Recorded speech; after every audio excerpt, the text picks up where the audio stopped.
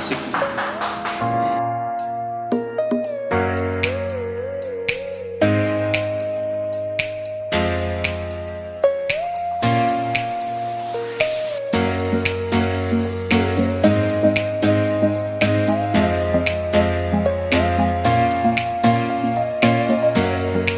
Ayo Mas Bagas, Ya. silakan. Kita habis nyanyi lagu apa tadi tuh? Ed Sheeran ya? Ed Sheeran. Ini kebetulan ada Mas Bagas tampil. Kita mencoba membahas tentang efek pandemi terhadap dunia hiburan. Ya, sebenarnya terhadap apa saja sih sebenarnya, tapi karena kebetulan Mas Bagas ini kan memang praktisi di bidang entertainment ya, entertainer. Nah, kita gunakan kesempatan ini untuk mencoba membahas persoalan ini. Saya punya data gini Mas Bagas. Paling tidak misalnya dari beberapa website yang saya baca dan berita juga, misalnya dari Warta Ekonomi dan Suara.com itu paling tidak ada 10 sektor, banyak sih sebenarnya, tapi saya rangkum sekitar 10 sektor yang memang terpukul habis-habisan oleh pandemi. Sebentar, di sini misalnya ada hotel dan pariwisata, gitu ya, hotel dan pariwisata ya. Kemudian kedua penerbangan dan bisnis kapal pesiar, lalu ada meeting, incentives, conference, exhibitions, kafe dan resto, kemudian bioskop dan konser, olahraga, tempat gym dan kebugaran. Wah, ini tempat saya biasa. Ya. Tapi enggak juga, kemarin saya sudah biasa itu. Kemudian mall dan retail, konsumer elektronik, otomotif, bahan bakar, dan ada ditambahkan di suara.com itu wedding organizer. Ya. Nah, kebetulan ini memang Mas Bagas ini kan di bidang entertainer ya. Paling tidak saya lihat ada 4 nih yang memang terkait langsung dengan tempat biasanya Mas Bagas ngejob. Ada hotel dan pariwisata, cafe resto, mall dan retail, dan wedding organizer. Coba ceritakan dong ke kita ini pengalamannya dulu ketika menghadapi pas masuk pandemi terhadap jobnya yang diterima oleh Mas Bagas. Iya, jadi untuk awal-awal itu sebetulnya sebelum pandemi itu kita emang untuk job itu alhamdulillah lancar ya. Lancar. Terus biasanya untuk klien itu mereka itu calling ke kita atau ngejob kita itu biasanya 1 bulan sebelumnya atau berapa minggu sebelumnya. Bah, pada saat ada pandemi itu waktu itu tanggalan udah aku tandain semua tuh, tanggalan di HP udah aku centang semua ya. Setelah ada pandemi masuk, jebret, bah Ada jebretnya gitu ya? ada. Jadi pandeminya jebret masuk, besoknya berapa hari kemudian ada telepon nih, bunyi kering gitu kan, nggak kering sih, Ada jebret, ada kering. Nah, terus habis itu, Mas, maaf ya, untuk event wedding di tempat ini kita cancel dulu. Duh, iya sih, kita emang sebetulnya ada agak gimana? Iya. Ya agak lemes lah, agak Iya, ini kehilangan bener. job kan. Satu. Udah gitu, oke ya nggak apa-apa Mbak, oke deh, oke gitu kan. Terus besoknya lagi, Mas maaf untuk di hotel ini kita cancel dulu. Jadi berurutan gitu Iya ya? berurutan, jadi beberapa sampai berapa itu cancel semua. Cancel semua. Wah langsung di situ, udah deh nggak bisa ngomong apa-apa udah. Dan ini tidak terjadi ke Mas Bagas aja yang hampir semua. Mas Bagas ini punya jaringan ya? Jaringan. Ada. Gitu. Dan Jadi ya dulu kan kita emang ada ini ya, kalau untuk musisi keyboard elektron itu ada wadahnya lah. ada wadahnya. Ada wadahnya itu. Itu apa saja sektornya? Bisa disebutkan nggak? Tempat biasanya Mas Bagas itu tampil itu di hotel ya? Hotel, resto. Kita kalau untuk outdoor juga ada. Pada saat outdoor itu biasanya acara-acara catering itu, outbound gitu. Kalau kafe-kafe, kalau di hotel-hotel biasanya acara wedding ya. terus acara-acara dinner gitu aja. Ya, wedding itu luar biasa, hampir semua Luar di biasa cancel. banget, iya. Di cancel. Untung nggak weddingnya, untuk nggak nikahnya yang di cancel ya. Nikahnya ada yang cancel biasanya. Mundur. Iya, bener. Mundur ada itu. Ada yang mundur. Ada yang acara akadnya tetap, cuman Sudah. acara resepsinya yang sudah bagi dimundurin. undangan itu banyak Ada cerita kayak itu gitu, sudah ya. bagi undangan terus tiba-tiba harus di cancel karena pandemi. Ah. Luar biasa memang dampak yang diberikan atau yang terjadi pada saat pandemi kemarin. Nah terus begini ya, ini mungkin bisa menginspirasi yang lain juga. Terus waktu itu Mas Bagas menghadapi hal tersebut apa yang dilakukan? Bisa ceritakan nggak ke kita? Ya waktu awal-awal banyak cancelan, pandemi masuk, itu akhirnya aku berusaha untuk cari peluang lain. Peluang lain.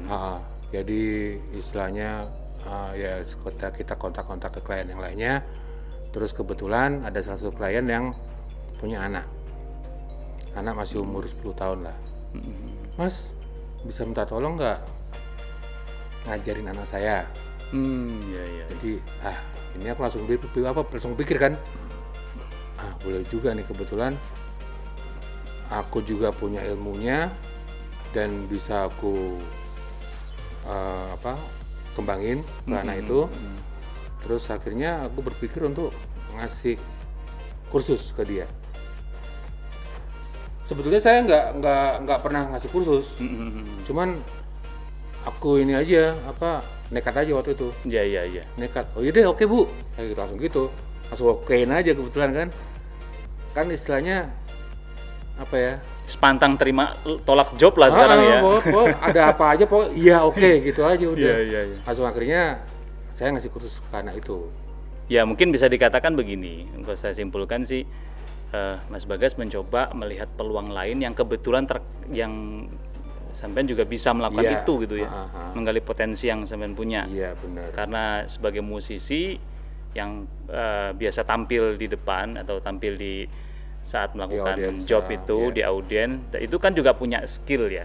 Nah skill itu digunakan untuk mencari ada nggak kira-kira waktu hal lain ya, penghasilan lain?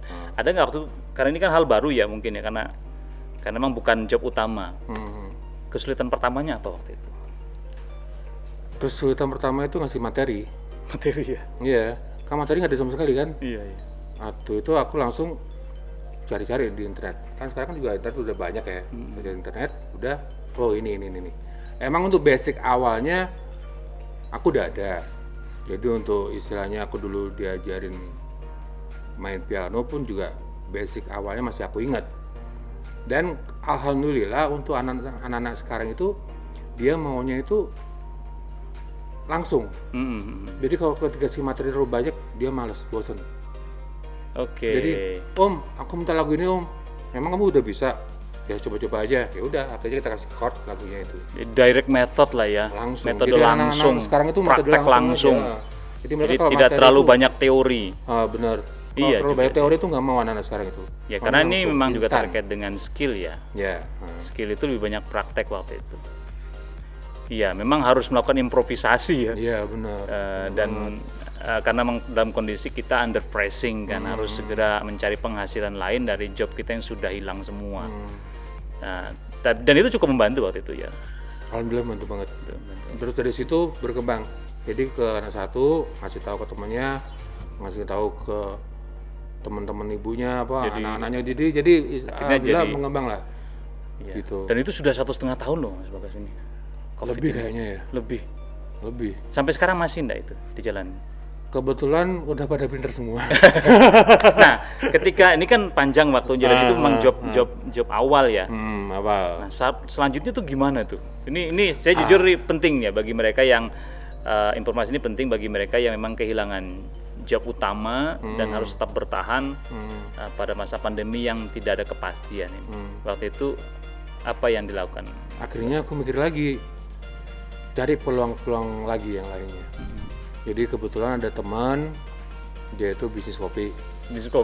Nah, langsung ngobrol-ngobrol waktu itu, ngobrol-ngobrol. Boleh dong aku nyoba ngejalin kopimu. Gitu. Akhirnya dari situ aku jualan kopi. Jadi kita paling nggak itu mencari peluang yang lainnya lah, paling nggak apa ya yang sekarang bisa kita kerjakan lah. Iya betul. Ya kan? Kita kan sebagai entertainment itu juga marketing loh, bisa marketing. Oh iya. Ya kan? Gitu. Oke, kita kan tidak tahu ya Mas Bagas ya kapan COVID ini akan berakhir sesungguhnya.